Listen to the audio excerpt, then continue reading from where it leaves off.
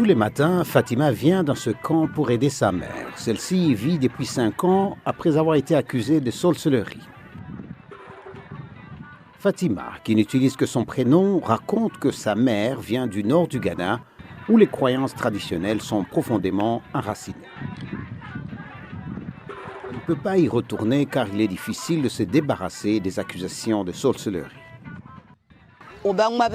Cela fait 5 ans que les guérisseurs traditionnels de ce camp ont déclaré que ma mère n'était pas une sorcière. Nous voulons la ramener chez nous, mais la communauté ne veut pas l'accepter. C'est pourquoi je suis venue ici, pour m'occuper d'elle.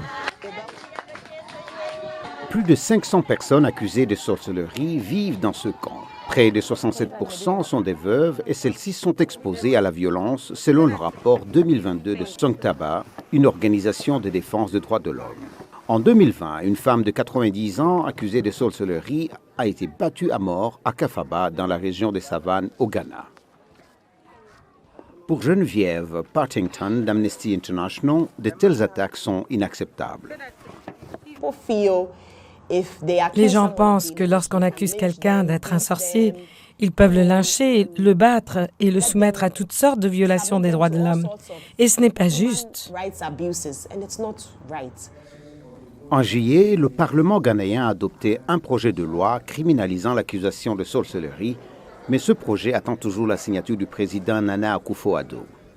S'il est mis en œuvre, il entraînera la fermeture des camps abritant des personnes accusées de sorcellerie dans tout le pays.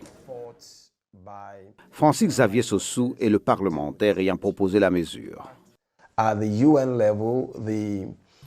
Même au niveau des Nations Unies, au Conseil des droits de l'homme, l'examen périodique du Ghana a toujours fait référence à cette situation et aux femmes placées dans les camps de sorcières. C'est une violation de la Déclaration universelle des droits de l'homme.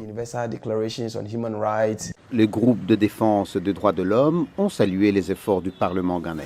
Le projet de loi prévoit également des sanctions pour ceux qui lancent des accusations de sorcellerie, souligne Mme Partington d'Amnesty.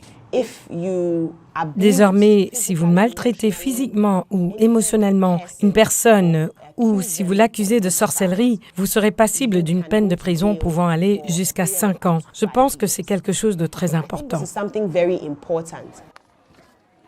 En 2014, le gouvernement ghanéen n'a réussi à fermer qu'un seul des 6 camps de sorcières du pays.